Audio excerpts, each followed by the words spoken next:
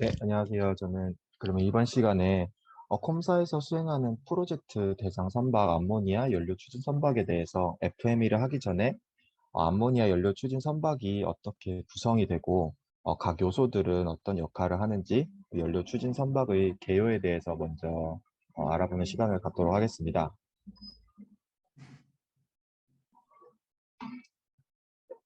다양한 연구에 따르면 에너지 효율을 고려해서 암모니아가 가장 유력한 수소 캐리어로 평가가 되고 있습니다.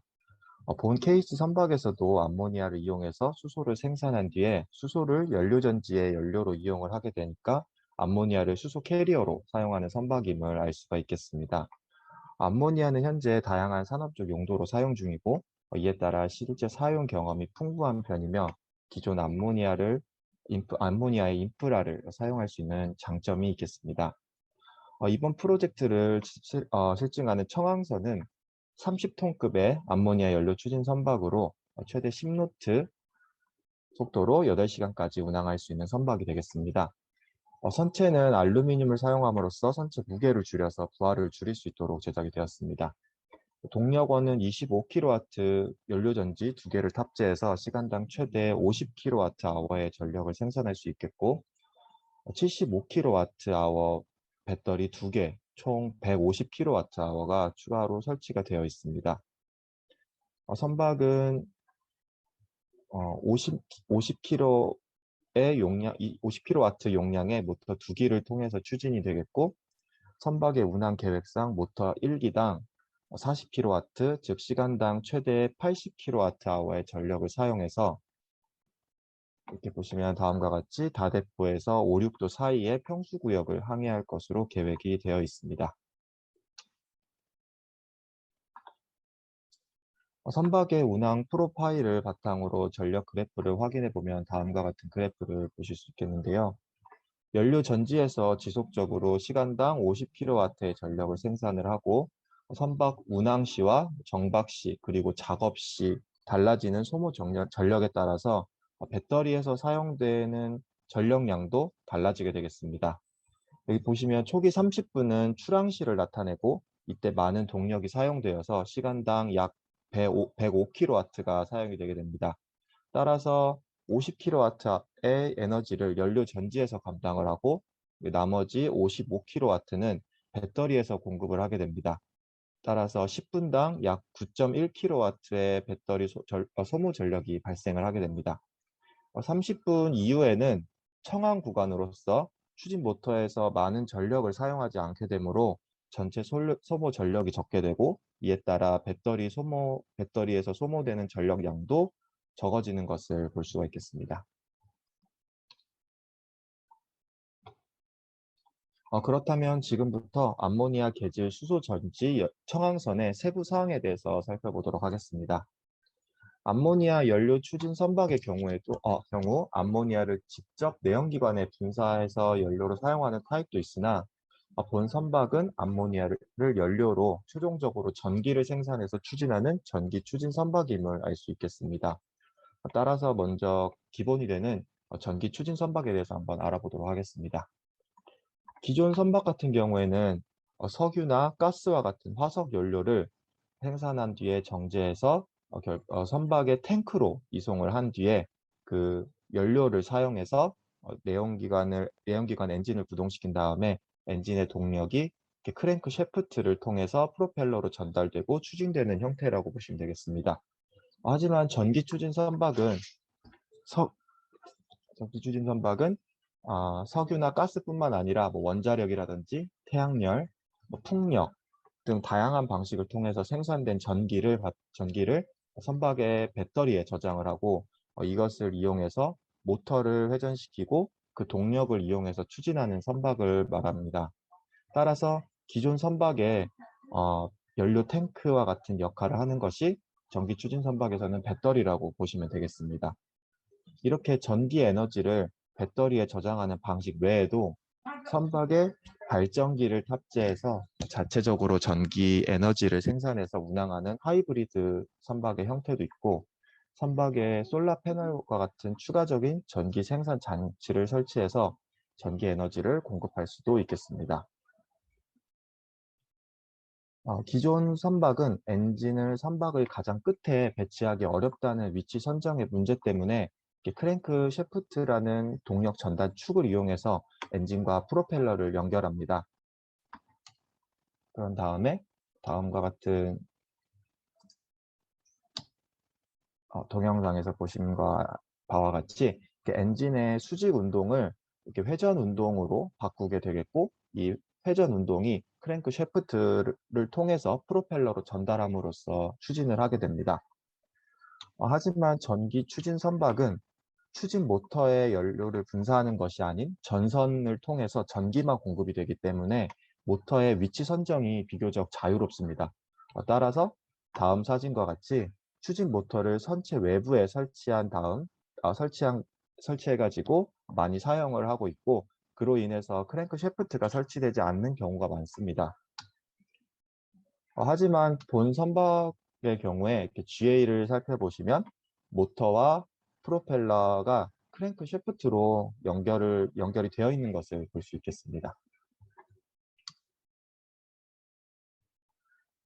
네, 다음은 수소 연료 추진 선박입니다.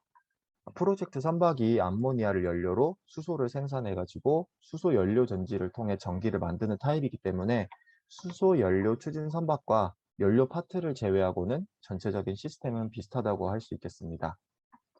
수소의 장점은 물과 에너지만으로 생산할 수 있고, 에너지로 전환되는 시점에는 물만 발생한다는 점입니다. 단점으로는 생산에 상당한 양의 에너지가 필요하고 많은 에너지 손실이 발생하는 것입니다.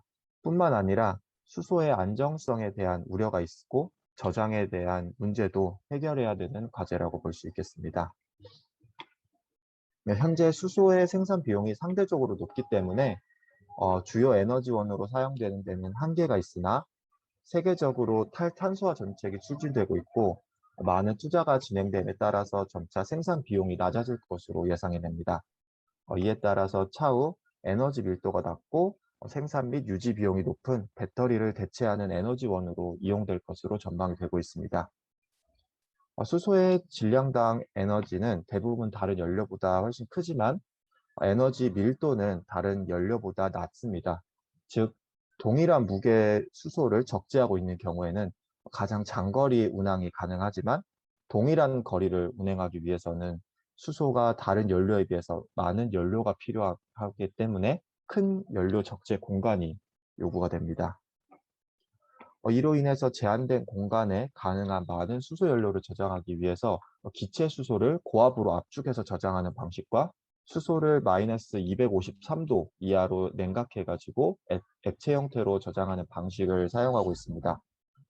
액체 수소 저장 방식은 급저온으로 냉각을 하는 데 드는 비용이랑 급저온 수소를 저장하고 다시 기체로 바꾸어서 사용하는 설비 등 초기에 많은 비용이 사용이 되겠습니다.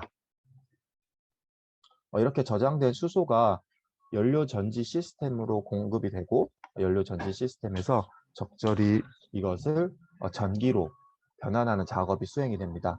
이때 에너지 스토리지 시스템, 즉 ESS가 보조적인 역할을 하게 되고, 연료 전지에서 생산된 전기가 사용되고 남는 경우에는 이 ESS에 저장을 할 수 있겠고, 또 반대로 연료 전지에서 생산된 전기로 선박의 부하를 충당하지 못하는 경우나 갑자기 많은 부하가 요구되는 상황, 예를 들어 선박의 속도를 갑자기 올려야 되는 상황과 같이 피크 부하가 발생하는 상황에서는 이 ESS에서 전력을 추가로 공급하게 되겠습니다.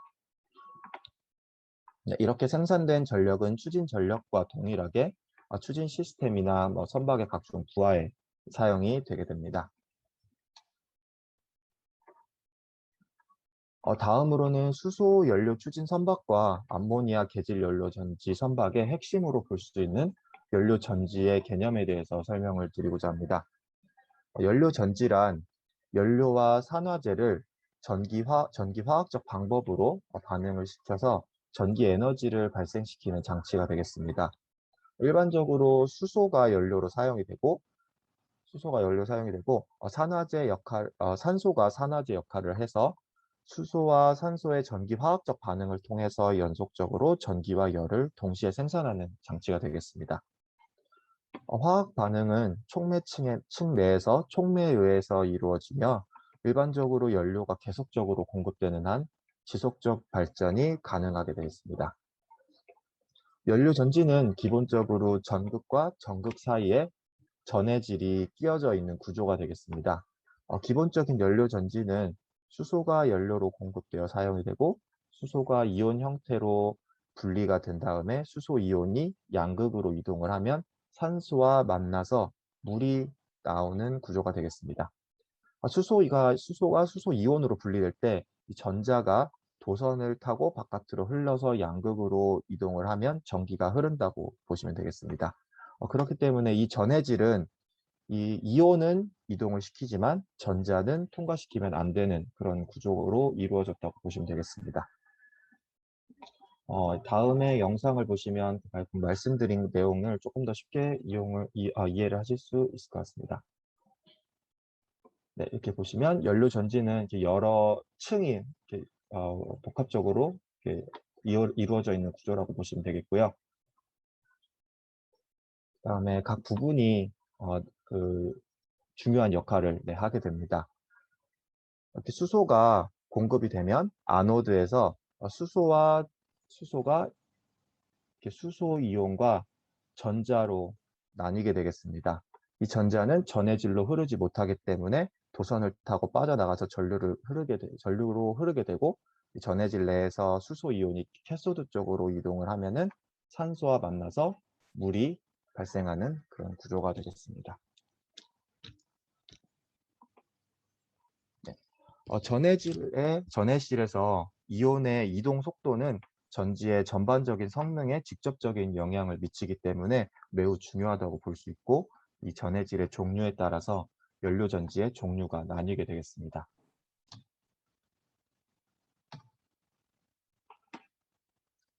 네, 다음과 같이 연료 전지의 여러 가지 종류가 있겠는데요. 그 중에서 특히 고분자 전해질 연료 전지라고 불리는 PEMFC가 낮은 작동 온도와 소형으로 제작이 가능한 점 때문에 가장 많이 이용이 되고 있습니다. 또한 연료전지가 적용되는 소형 선박에도 PEMFC가 많이 사용이 되고 있습니다. 하지만 이 PEMFC는 굉장히 높은 순도의 수소가 요구가 되고 백금을 촉매로 사용을 하기 때문에 가격이 비싼 단점이 있습니다. 이 외에도 SOFC라든지 MCFC도 큰 용량으로 인해서 많은 연구가 진행 중에 있고 이 연료 전지들은 PEMFC에 비해서 값이 싼 니켈을 촉매로 사용하기 때문에 값이 저렴하고 수소 이외에도 천연가스라든지 메탄올, 에탄올, 바이오가스 그리고 암모니아와 같이 다양한 연료가 사용될 수 있는 장점이 있지만 작동 온도가 높아서 작동 중에 오염물질인 녹스가 발생이 되고 또 작동 온도까지 올라가야 작동이 되기 때문에 동작하는 데 시간이 좀 소요된다는 단점이 있습니다. 네, 그러면은 이제 콤사에서 이번 프로젝트에서 대상 선박으로 하는 암모니아 연료 추진 선박에 대해서 알아보도록 하겠습니다. 앞서 언급드린 바와 같이 암모니아는 수소보다 저장이 용이하기 때문에 현재 우수한 수소 캐리어로 평가가 되고 있고 이런 암모니아를 이용해 수소를 만들고 그 수소를 통해 전기를 생산하는 방식의 선박이라고 보시면 되겠습니다. 본 선박은 크게 다음과 같이 5가지 노드로 나눠서 볼 수 있겠는데요. 암모니아 개지 시스템, 그리고 연료 전지 시스템, 전기 개통 시스템, 그리고 제어 시스템, 그리고 추진 시스템으로 나눌 수 있겠고 하나의 노드씩 자세히 설명을 해보도록 하겠습니다. 네, 먼저 암모니아 개지 시스템입니다. 이 시스템은 연료의 저장, 그리고 공급, 그리고 수소의 생산, 정제 과정을 포함을 하고 있습니다. 벙커링을 통해서 암모니아를 연료 탱크에 저장을 하고 암모니아는 수소보다 저장하기 쉽다는 주요 이점이 있고 주변 조건이 동일할 경우에 저압에서 프로판, LPG와 거의 동일한 형태로 저장이 가능합니다. 따라서 에너지 단위당 저장 비용은 수소가 배터리의 전기 또는 LNG보다 훨씬 저렴하기 때문에 선박의 죄송합니다. 에너지 단위당 저장 비용이 암모니아가 배터리의 전기나 또는 LNG보다 훨씬 저렴하기 때문에 선박 연료로서 큰 장점을 가질 수 있게 되겠습니다. 일반적으로 암모니아를 연료로 저장해서 이렇게 수소를 생산하는 탈수소화 과정에서 생산되는 수소 에너지의 약 13%가량이 사용이 돼야 되고, 또 고순도의 수소를 얻기 위해서는 수소 정제 과정을 거치게 되는데, 이때 더 많은 에너지가 투입이 되어서 사용이 되기 때문에 이런 것을 염두에 둬야 되겠습니다. 특히 저장된 암모니아가 연료 공급 시스템인 Fuel Gas Supply System, 즉 FUSS를 통해서 수소 정제 시스템으로 이동이 되게 되겠고, 수소를 만들게 됩니다. 수소 정제 시스템은 현재 이렇게 옵션 두 가지를 놓고 고민 중에 있는데, 비용이나 설치 시점을 비교해서 최종적으로 결정될 예정입니다.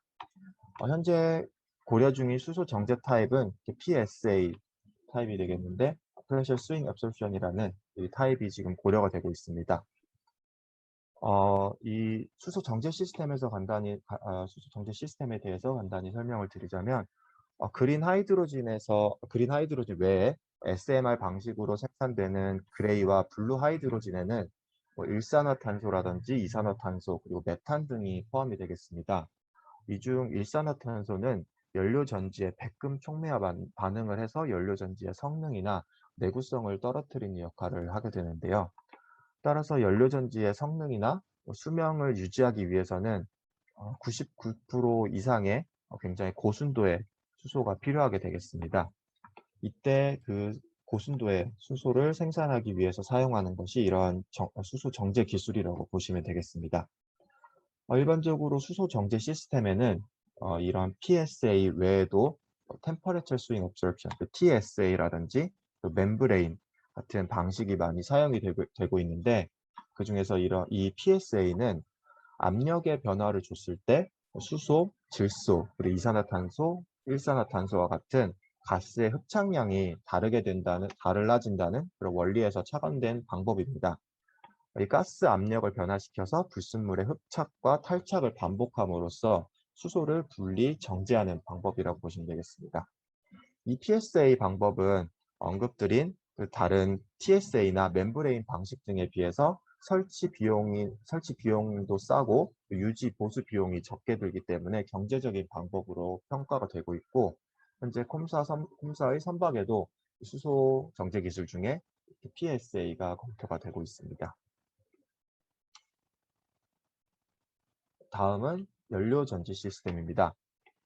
이 시스템에는 연료 전지와 배터리, 그리고 DC-DC 컨버터로 구성이 되어 있습니다.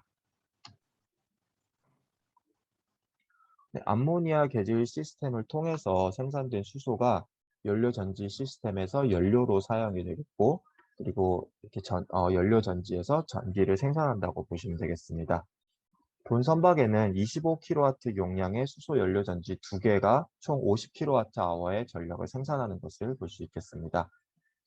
일반적으로 선박에 적용되는 연료 전지는 작동 온도나 사용 온도에 따라서 PEMFC, MCFC, SOFC가 가장 많이 사용이 되고 있고, 특히 중소형 선박에는 아까 언급드린 바와 같이 소형화가 가능하고 저온에서 작동하고 열 관리가 용이한 PEMFC가 주로 적용이 된다고 보시면 되겠습니다. 연료 전지와 더불어서 선박의 전체 소요 전력이나 피크 전력을 감안해서 총 150kWh인 75kWh 배터리 2개가 설치가 되어서 안정적으로 전력을 공급하고 있습니다. 다음은 해당 선박의 전체적인 전력 흐름도를 나타내고 있고요. 이 빨간색 부분으로 표시된 부분이 연료 전지 시스템 파트라고 보시면 되겠습니다. 이렇게 연료 전지와 배터리 모두 DC 전원을 공급하는 전력원이고, 이에 따라 생산이나 출력되는 DC 전원이 DC-DC 컨버터를 거쳐서 전기 계통 시스템에 연결이 되겠습니다. 이 DC-DC 컨버터가 사용되는 이유로는 공급되는 전력을 안정적이고 일정하게 공급하기 위해서 사용을 하고 있고, 또 최종 사용 전압에 맞게 연료 전지와 배터리에서 출력되는 전압을 변경해서 공급하기 위한 목적도 있겠습니다. 이 배터리 측에도 DC-DC 컨버터가 사용이 되는데, 해당 컨버터가 배터리 측에서는 이렇게 PCS, 즉 파워 컨디셔닝 시스템이라고 불리기도 합니다.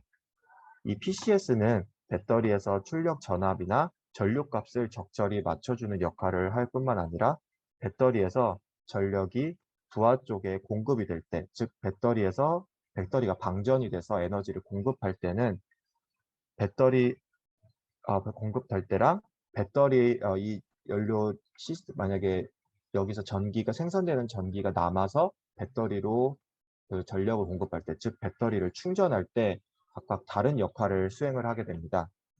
배터리에서 전력이 부하에 공급이 될 때는 일반적으로 부하에서 사용되는 전압에 맞춰서 배터리에서 나오는 전압을 상승시켜서 공급하는 역할을 하고, 반대로 배터리에 전력을 공급할 때는 공급되는 전압을 배터리에 맞게 전압을 낮춰서 공급하는 역할을 한다고 보시면 되겠습니다. 네, 다음은 전기계통 시스템입니다. 네, 이 시스템은 이 DC 버스바와 각종 스위치들 그리고 인버터로 구성이 되어 있습니다. 네, 이전에 보여드린 선박의 전력 흐름도에서 전기계통 시스템은 이 영역이라고 보시면 되겠습니다. DC-DC 컨버터를 거쳐서 필요한 전압으로 맞춰진 전력이 이 전기계통 시스템으로 전달이 되겠습니다. DC 버스바에는 비상시에 이쪽에서 문제가 발생한다면 비상시에 이 전력을 끊기 위해서 중간에 스위치가 설치가 되어 있는 것을 볼 수 있겠습니다.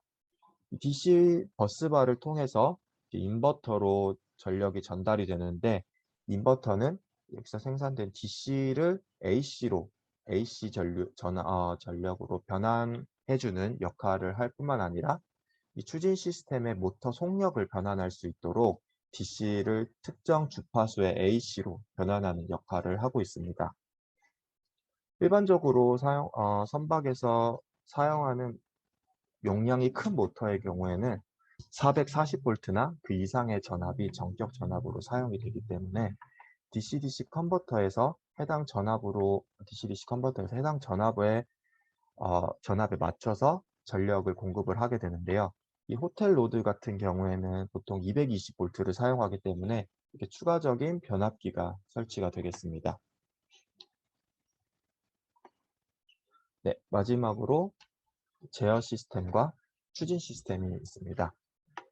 이 제어 시스템은 통합 제어 시스템, 그리고 EMS, 즉 에너지 매니지먼트 시스템, 그리고 PMS, 파워 매니지먼트 시스템으로 구성이 되어 있습니다.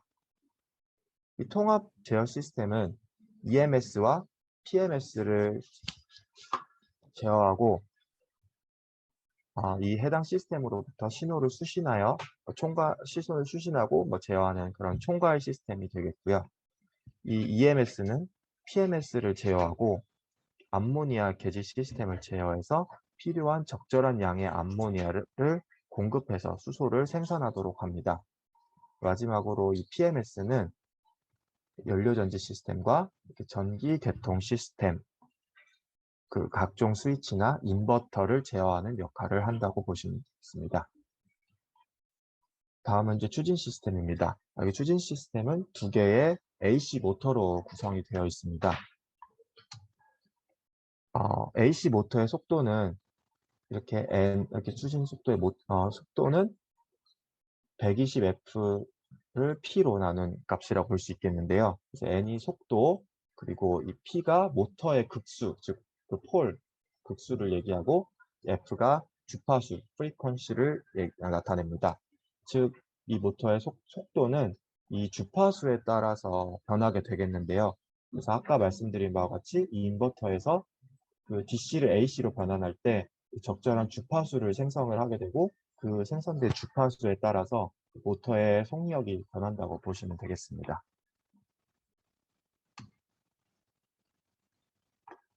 네, 앞서 말씀드린 선박의 개념들을 또 간단하게 이렇게 보실 수가 있겠습니다. 현재 대상 선박의 구상 과정에서 다음과 같이 두 가지 옵션을 고려 중인 것으로 저희가 확인이 되는데요. 옵션 1에서는 수소 정제 기술인 PSA가 포함된 그 옵션이고, 옵션 2에서는 수소 정제 기술이 포함되지 않은 그 옵션이라고 보시면 되겠습니다. 수소 정제 기술을 사용할 때는 아까 언급한 바와 같이 그레이나 블루 하이드로진에 포함되어 있는 각종 이물질을 제거할 수 있고, 수소의 순도를 이렇게 정제 기술이 없는 것보다 향상시킬 수 있어서 이 연료 전지의 수명을 향상시키고, 따라서 PSA를 적용해서 수소의 순도를 향상시킨 다음에 이 연료 전지를 오래 사용하는 것과, 이 PSA를 설치하지 않고 사용하지 않았을 때 설치 비용을 절약하고, 그리고 설치 비용은 줄이지만 이 연료 전지의 교체 주기가 빨라지는 그런 비용적인 측면이랑 안전과 같은 그런 다양한 방면을 고려해서 적절한 선택이 이루어질 것으로 예상이 됩니다. 하지만 이 과정에서 반드시 어떤 연료 전지가 사용 선박에 적용되는지도 반드시 고려가 돼야 되겠습니다. 일반적으로 소형 선박에는 PEMFC가 많이 사용이 되는데, 아까 말씀드린 바와 같이 PEMFC의 경우 고순도의 수소를 요하기 때문에 PEMFC가 만약에 선박에 적용이 된다면 반드시 수소 정제 기술이 포함이 되어야 되겠습니다.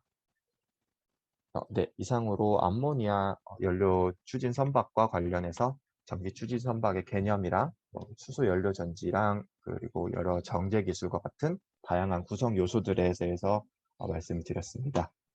이상으로, 네, 마치고 다음으로 넘어가겠습니다.